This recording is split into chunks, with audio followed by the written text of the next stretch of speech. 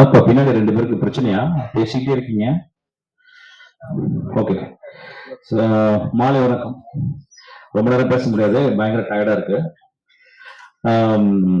UV sir நீ பயங்கரமா கலாச்சிருக்கீங்க போல இன்னைக்கு. ஏன்னா இப்ப இங்க வீடியோ எடுத்து அதுக்குள்ளேயும் எடிட் பண்ணி போயிட்டு திரும்பி என் ஃப்ரெண்ட் எனக்கு அனுப்பிட்டான். அதை டைட்டில் போட்டிருக்காங்க, யூவி சேது மிஷினை பங்கமாக கலாயிட்ட யூவி சேது. தேங்க்யூ சார், அதை கிளாப் பண்ணீங்க. அவங்க சேனல் பண்ண சொல்ல மாட்டேன். ஓகே, பரவாயில்ல. ராதிகா நான் வாடி படின்னு தான் கூப்பிடுவேன், தப்பா எடுத்துக்காதீங்க. என் ஃப்ரெண்ட் அவ, என்னுடைய தோழி, என்னுடைய தங்கை, அவ எல்லாமே அவ ஆக்சுவலா. அதனால வந்து வாடி படின்னு தான் கூப்பிடுவேன், கோச்சிக்காதீங்க. ரொம்ப மேடை நாகரிகம்னா எனக்கு தெரியாது எனக்கு. ஏன்னா பங்கம்மா கலைச்சந்திரக்கு அப்ப நான் ஏதாவது கலைக்கணும்ல. ஓகே, நான் ராதிகா மாஸ்டர் அவங்கெல்லாம் நாங்கெல்லாம் ஒரே ஜெனரேஷன். ஆக்சுவலி நான் அப்படி சொல்லுவேன். ஆக்சுவலா ஒரு 30 இயர்ஸ் முன்னாடி நாங்கெல்லாம் வந்து ஒரு வேறு நாய் மாதிரி சுத்திட்டு இருந்தோம் சினிமாவில். ஆக்சுவலா அப்போ வந்து நான் அசிஸ்டன்ட் டைரக்டர், அப்போ ராதிகா வந்து அசிஸ்டன்ட் டான்ஸர் அவர் பண்ணிட்டு இருப்பான். அப்போ நான் சொன்ன ஃபர்ஸ்ட் படம் எடுத்த உடனே வாடி என் கூட வந்து நீதான் கோரியோகிராஃப் பண்ண அப்படின்னு. ஏன்னா நிறைய மாஸ்டர்ஸ் தெரியாது. ஏன்னா ராதிகா வச்சு பண்ணா என் கண்ட்ரோல்ல இருக்கும்னு சொல்லி கூப்பிட்டேன். அவர் சொன்னா பயமா இருக்கு, நான் வரமாட்டேன் சார், அப்ப என் வாழ்க்கையை கெட்டுறாதீங்க அப்படின்னு. ஆக்சுவலா என்னடி இப்படி சொல்லிட்டேன்னு சொல்லிட்டு ரெண்டாவது படம் எடுத்தேன். ஃபர்ஸ்ட் படம் ஓடிடுச்சு. ரெண்டாவது படம் எடுத்தோடனே ரெண்டாவது படத்துக்கு ஒரு குத்துப்பாட்டு பண்ணியிருந்தேன். ராதிகா நீ தான் பண்ணவா அப்படின்னேன். சார் திரும்பி என் வாழ்க்கையை கெட்டுறாங்க சார், ஒழுங்கா போயிருக்கு, நல்லா சம்பளம் வருது, பேட்டா வருது, என்னை கெடுக்காதீங்க அப்படின்னா சரி விட்டுட்டேன். மூணாவது படம் கூப்பிட்டேன். மூணாவது படத்துல ஒரு கூத்துப்பாட்டு இருக்கு வாடி அப்படின்னா வரமாட்டேன்ட்டான். அதுக்கப்புறம் ராதிகா ஆஃபீஸ் வந்து சார் நான் இப்ப ரெடியா இருக்கேன் வாங்க அப்படின். அதுக்கு ஒரு கிளாப் அடிப்பேன். எப்படின்னா ஒரு சினிமால ஒரு துறைய முழுக்க முழுக்க கத்துட்டு முழுக்க முழுக்க தேர்ந்த பிறகு அதுக்கப்புறம் இனிமே நான் அசிஸ்டண்டா ஒர்க் பண்ண மாட்டேன். நான் வந்து இனிமே சுயமாக நான் செய்யும் தொழில நான் ஒரு மாஸ்டர் ஆயிட்டேன். நான் மாஸ்டர் ஆகி இனிமே நான் வந்து அசிஸ்டண்டா இருக்க மாட்டேன், மாஸ்டரா தான் ஒர்க் பண்ணுவேன் அப்படின்ற ஒரு மெச்சூரிட்டி வந்த மாதிரி என்கிட்ட வந்து கேட்டா. ஆக்சுவலா அடுத்த படத்துக்கு அவன் தான் பண்ணாச்சு. அவ பண்ண முதல் பாட்டு நாட்டுல நம்ம வீட்டுல அப்படின்ற ஒரு பாட்டு ரொம்ப எக்ஸ்ட்ராடனரியா பண்ணாச்சு. எனக்கு தெரிஞ்சு தமிழ் சினிமால வந்து கிட்டத்தட்ட வந்து 35 வருஷம் ஒரே மாதிரி ஃப்ரெண்ட்ஷிப்பா இருக்கவங்க ஒரு 4-5 பேர் இருப்போம் எங்க லைஃப்ல. அதுல ராதிகாவும் ஒருத்தச்சு. எனக்கு தெரிஞ்சு எவ்வளவோ ஒரு கிட்டத்தட்ட ஒரு 400-500 நடிகர்களை நான் வந்து அறிமுகப்படுத்திருக்கேன். ஜாஸ்தியாவே இருக்கும், ஒரு 2000 பேர் இருப்பாங்க. டெக்னீஷியனை வந்து ஒரு 100-150 டெக்னீஷியன் அறிமுகப்படுத்திருப்பேன். நிறைய நான் ஒரே ஒரு டெக்னீஷியன் தான் என்னுடைய பர்த்டேக்கு முதல் கால் அவ தான் பண்ணுவாச்சு. அவளுடைய எந்த வீட்டு முக்கியமான நிகழ்ச்சியானவன் எனக்கு தான் முதல்ல சொல்லுவா. இந்த நட்பை நான் மறக்கவே மாட்டேன். அதிகம் இந்த நட்பை நான் மறக்கவே மாட்டேன். நான் அதனால தான் நீ சொன்ன உடனே நான் எடிட் பண்ணிக்கிறேன், ரொம்ப சீரியஸா எடிட் பண்ணிக்கிறேன். உடனே ஓடி அந்த டைம் ஒரு படம் எடுத்திருக்கேன். எனக்கு பெரிய ஷாக். என்ன சொன்னா நான் படம் டேரக்ட் பண்ணிருக்கேன். என்ன சொன்னா நான் படம் டேரக்ட் பண்ணிருக்கேன். டான்ஸ் தானே பண்ணிக்கிறேன், என்னடி டேரக்ட் பண்ணேன் அப்படின்னு. இல்ல சார் தாங்க முடியல அதெல்லாம் டைரக்ட் பண்றேன் அப்படின்னா. அது இப்ப இந்தியாவில் இப்ப எல்லாருக்கும் எப்படின்னு கேட்டா வந்து எல்லாருமே டைரக்ட் பண்ணக்கூடிய ஒரு ஒரு உத்வேகம் வந்துகிட்டே இருக்கு. அது என்னன்னு தெரியல. Maybe we are constantly expose to the மூவிஸ்ல டைரக்ட் பண்ணா மட்டும்தான் we think that we achieve one platform அப்படின்னு நினைக்கிற மாதிரி தெரியல. நான் சொன்னேன் என்னடி கஷ்டமாச்சரி எப்படி பண்ணேன். இல்லை சார் நான் ஒரு சின்ன பட்ஜெட்ல நானும் என் ஃப்ரெண்ட்ஸ் எல்லாம் சேர்ந்து பண்ணோம் அப்படின்னு சொல்லிட்டு அது ரொம்ப நான் சந்தோஷப்பட்டேன். ஏன்னா வந்து இன்னொருத்தர் மணியை வாங்கி பண்ணாம நானே இன்வெஸ்ட் பண்ணி என்னோட கூட இருக்க ஒரு ஃப்ரெண்டை வச்சு இன்வெஸ்ட் பண்ணி பண்றேன் சார் அப்படின்னு. அப்புறம் பேரெல்லாம் சொன்னா நான் பார்த்தேன். ஓகே நீ பாரு. இந்த படத்துல எனக்கு ரொம்ப பிடிச்சது இந்த ட்ரைலர்ல ஒரு டைலாக் வரும். ஆக்சுவலி நீ ஜெயிச்சிருவியா அப்படின்னு கேட்பேன். இல்லை நான் போராடிக்கிட்டே இருப்பேன் அப்படின்னு. அது வரைக்கும் போராடிக்கிட்டே இருப்பேன். ஜெயித்தல் அப்படின்றது வந்து ஜெயிச்சுதான் ஒரு இடத்துல போய் நின்றுவோம். பட் போராடிக்கிட்டே இருந்தா கடைசி வரைக்கும் நம்ம வந்து வின் பண்ணிட்டே இருப்போம். That is a secret. Actually அதுக்காக அந்த டைலாக் ரொம்ப பிடிச்சிருந்துச்சு. ஆக்சுவலா அப்படிதான் இருக்கணும் ராதிகா. அப்புறம் ஒரு படம் வந்து அது ஓடும் ஓடாது அப்படின்றதுக்குள்ள போய் போகக்கூடாது. இப்ப நிறைய பேர் பேசுறாங்க இந்த படம் வெற்றி அடையும் அப்படின்னா கிடையாது. ஒரு போன படம் நான் சந்தோஷ் வந்து ரொம்ப சின்சியரா ரொம்ப அழகா ஒர்க் பண்ணி நான் போனோம் பிசாசு 2. ஆக்சுவலி எனக்கு தெரிஞ்ச இந்தியாவில் one of the best performance வந்து என்னுடைய ஹீரோயின் கொடுத்திருந்தா, ஆண்ட்ரியா கொடுத்திருந்தா. ஆனா அந்த படம் இன்னும் வரல. ஆக்சுவலா ஸோ சினிமா அப்படின்றது வந்து it is not what we think.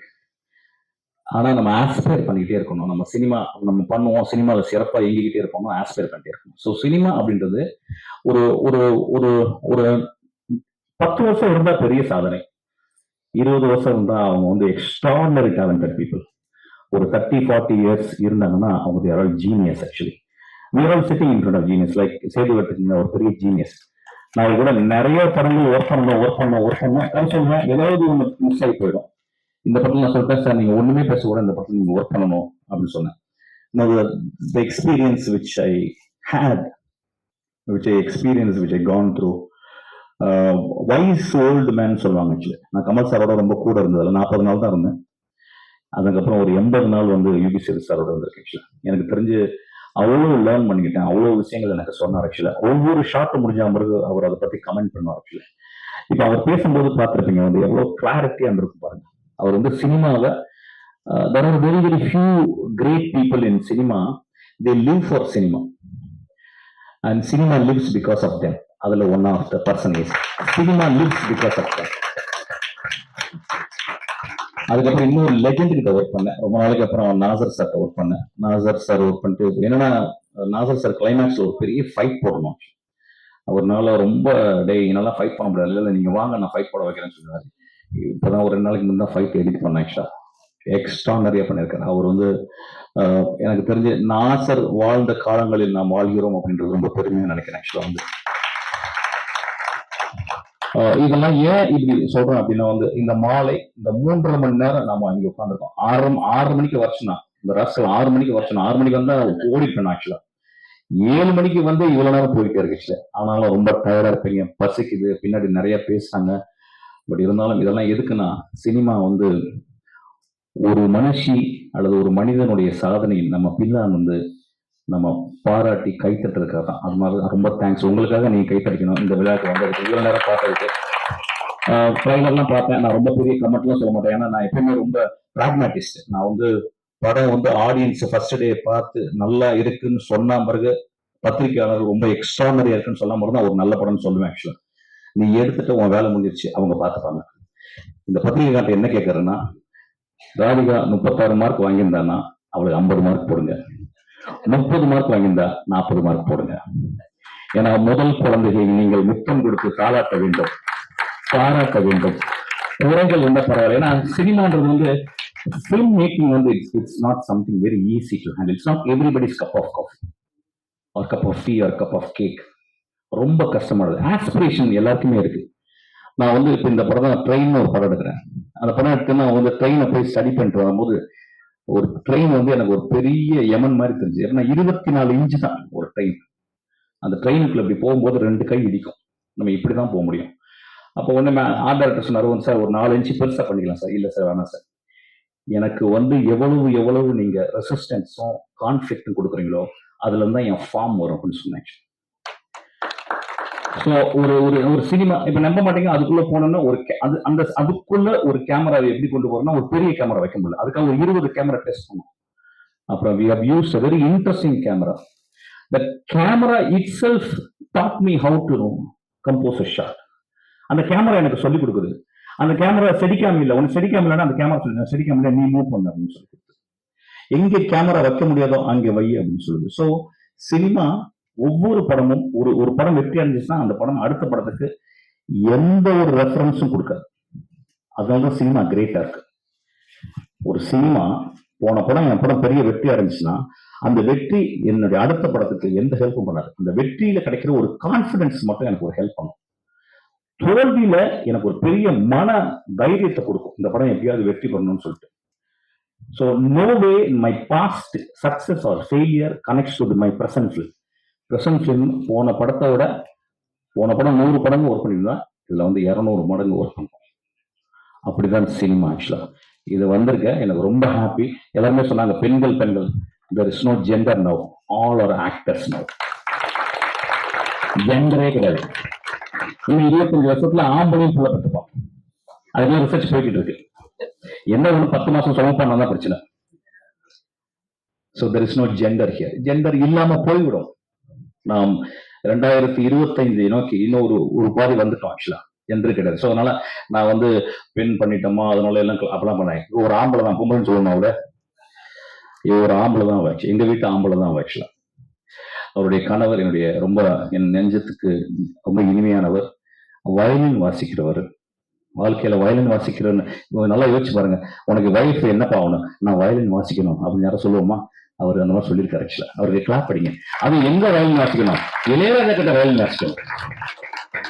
இந்த படத்துல கேட்டார், இந்த படத்துல எது சார் நீங்க கூப்பிடவே இல்லையே நீங்க வந்து, ஐயோ நான் ஆமாங்க நான் அவங்களை மிஸ் பண்றேன், ஏதோ குரூப் பாலிடிக்ஸ் பண்றாங்க. சினிமால எல்லாத்துக்கும் பாலிடிக்ஸ் பண்ணாங்க.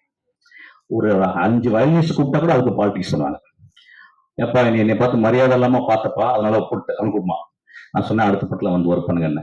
அவருக்கு அவர் பெரிய அவர் வந்து இந்த மனுஷி, இந்த பெண், இந்த டைரக்டர் வர்றதுக்கு காரணம் அவருடைய பொறுமை.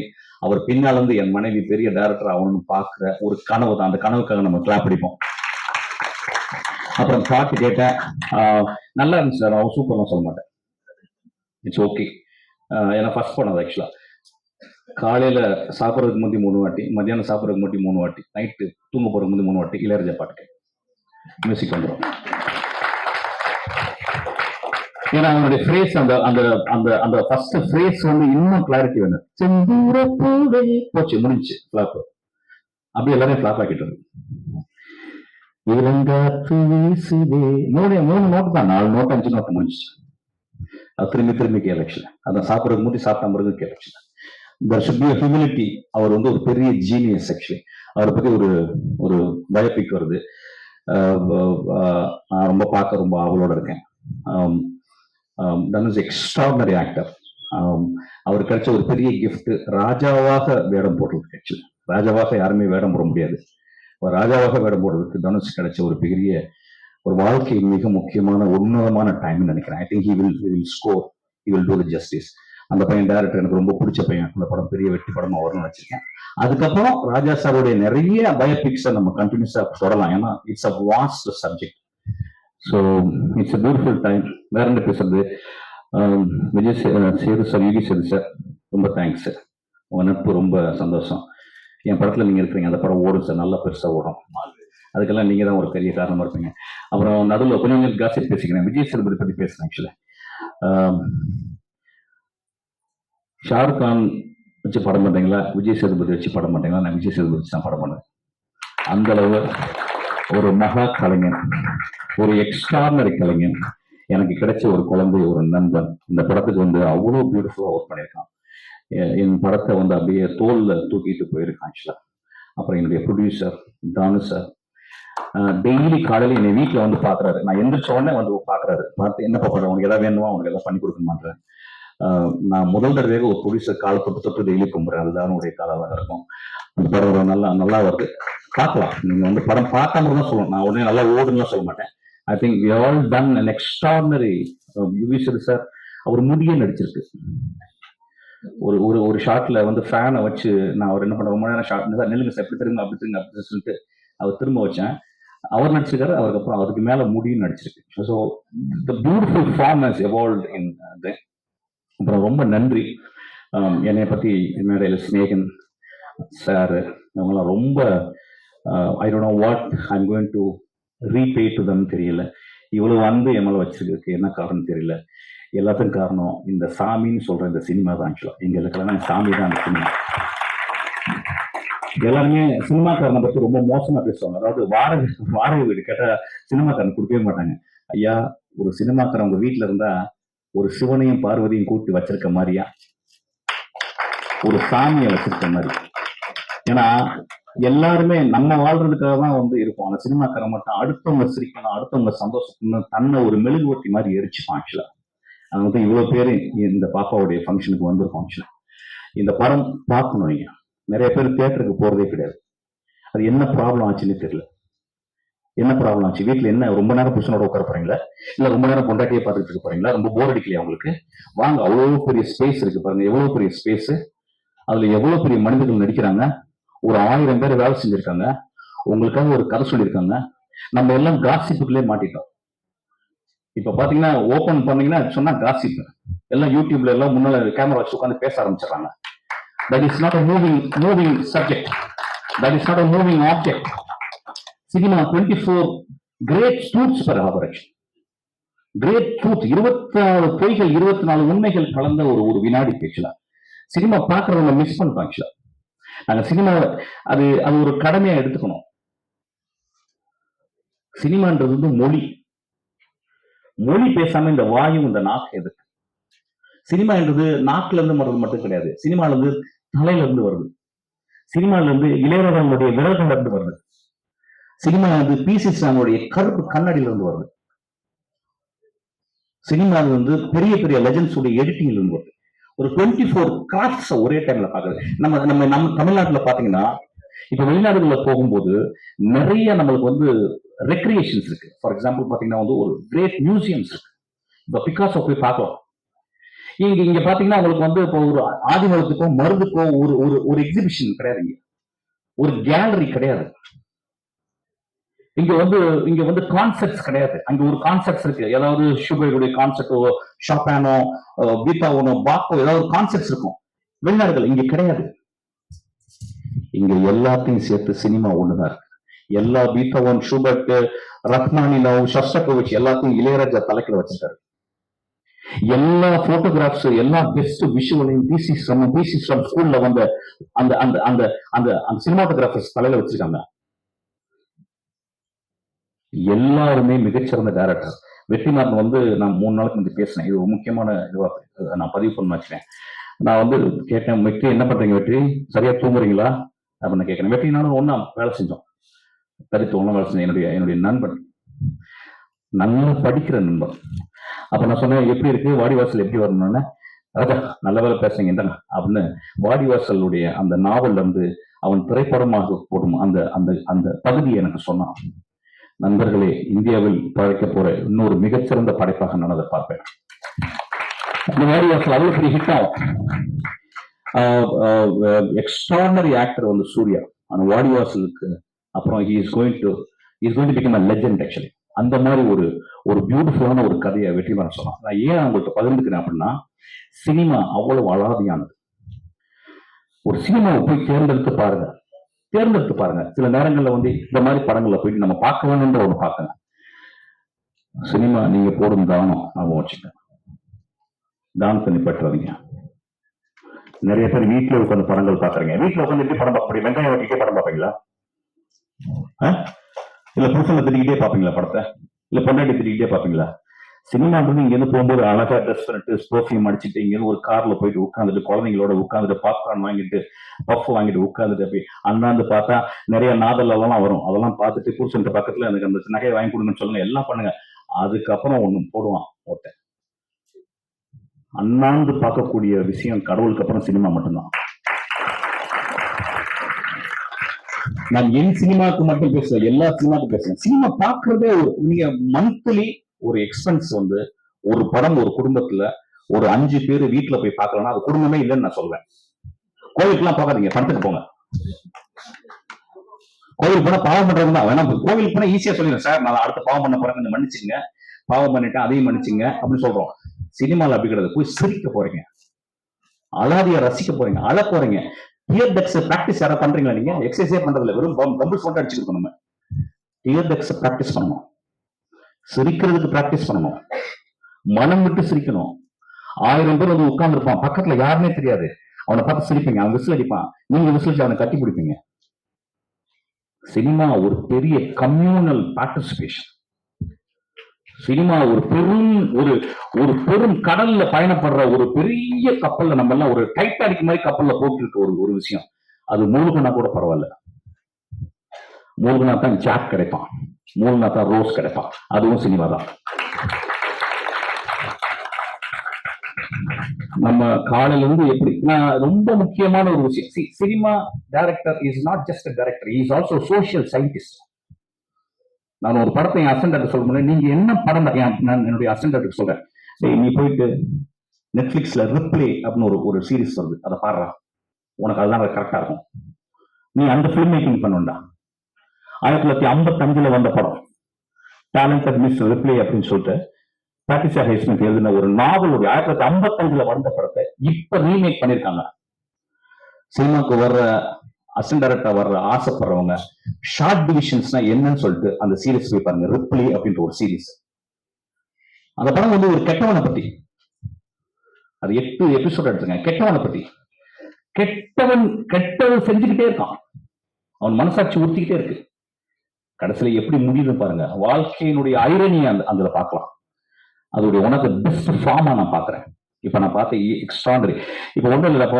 இப்ப வந்து மஞ்சுமா பிரதர்ஸ் வந்து இவ்வளவு பெருசா ஓடுறதுக்கு, மஞ்சுமா பாய்ஸ் அந்த இந்த படம் ஓடுறதுக்கு காரணம் என்ன? ஒரு மனிதனுக்கு ஆபத்து, அந்த மனிதனை சுற்றி இருக்கிற நண்பர்கள், அந்த மனிதர்களை விட்டு கொடுக்கல, அந்த குழந்தைகள், அந்த நட்பு. அதிகமாக கான்ஃபிளிக்ட் இருக்கிற இடத்துலதான் சினிமான்ற ஃபார்ம் உருவாகுது. அதனாலதான் Manjummel boys one of the biggest hit. நான் வர்ற இளைஞர்களுக்கு அதான் சொல்வேன்.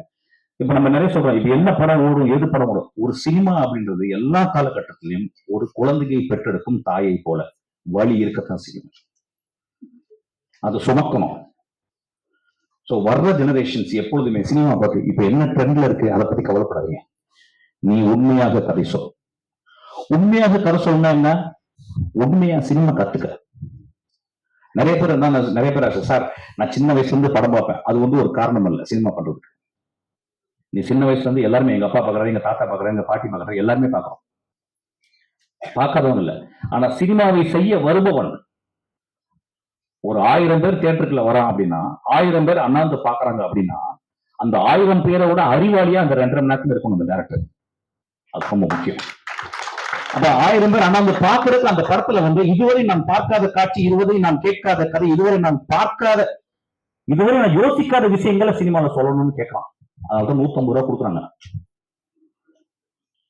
So cinema was most challengeable thing. நான் எப்பவுமே சொல்லுவேன், ஒரு அசிஸ்டன்ட் டைரக்டர் சினிமாக்குள்ள வரான், ஒரு டான்சரா சினிமாக்குள்ள வரான், ஒரு மியூசிக் டைரக்டர் ஒருத்தன் சினிமாக்குள்ள வரான் அப்படின்னு சொன்னா அவன் ஏற்கனவே கடவுளால் ஆசீர்வதிக்கப்பட்டான். அவன் ரொம்ப ஈஸியா போயிட்டு நான் வந்து அந்த வேலை செஞ்சுக்கிறேன், இந்த வேலை செஞ்சுக்கிறேன், ஈஸியா போயிட்டு காலையில 5 மணில இருந்து நான் காலையில 8 மணில இருந்து நான் சாயங்காலம் 5 மணி வரைக்கும் ஒரு வேலை பண்ணேன்னு சொல்ல. நான் இறந்து போகும் வரை நான் சினிமாவில் ஏதாவது படைக்கணும்னு ஆசைப்படுறேன். சினிமா மட்டும்தான் படைத்தல கூடியது. அதனால்தான் சினிமாக்காரன் கடவுள்னு சொல்லுவோம். ஸோ சினிமாவை பார்ப்பவரும் ஒரு பெரிய கடமை இருக்கு. ஸோ சினிமாவில் நீங்க பார்க்க வரீங்க. நான் சொல்லுவேன் ஆக்சுவலா, சிவன்னா யாருக்கு தெரியும்? நம்மளுக்கு சிவன்னா நம்ம சிவாஜி மட்டும்தான் சிவன் தெரியும். திருவிழாவில் சிவனை பார்ப்போம்னு எனக்கு தெரியல ஆக்சுவலா. ஆனா நம்ம சிவாஜியை நம்ம திருவிழாவில் பார்த்துருக்கோம். அம்மா அப்படின்னா அந்த காலத்துல கண்ணாம்பான்னு ஒருத்தங்க, அவங்களை தவிர அம்மாவை நான் பார்த்ததே கிடையாது. அதுக்கப்புறம் சவுகர், அவங்க நிறைய பேர் அதுக்கப்புறம். ஸோ சினிமா பார்த்தல் அப்படின்றது வந்து அதான் சொல்லுவாங்க, ஒரு என்டர்டெயினுக்காக போறோம் இல்ல. It not only entertains, it elevates you. ஒரு நல்ல திரைப்படத்தை பார்க்கும் பொழுது நானும் அந்த இயக்குனரும், நானும் அந்த மகா கலைஞர்களும் கைகோர்த்து நடக்கிறோம். இந்த படம் அப்படி இருக்கணும்னு நான் ஆசைப்படுறேன். இந்த படம் ஓடணும்னு நான் ஆசைப்படுறேன். அதனால 36 மார்க்க 50 போடுங்க, 30 மார்க்க 40 போடுங்க. இந்த குழந்தைக்கு வழி விடுங்க. இவ வந்து டான்ஸ் மட்டும் நான் பண்ணி நான் சாகணும்னு ஆசைப்படல. நான் டைரக்டும் பண்ணிட்டு தான் சாவன்னு சொல்றான். அதுக்கு நம்ம கை தட்டுவோம், அதுக்கு நம்ம கூட இருப்போம். இங்க வந்தவங்க எல்லாமே எனக்கு ரொம்ப சந்தோஷம். நான் தனித்தனியா பேசல, ஏன்னா ரொம்ப லேட் ஆயிடுச்சு. நீங்க எல்லாம் நல்லா இருப்பீங்க. தேங்க்யூ.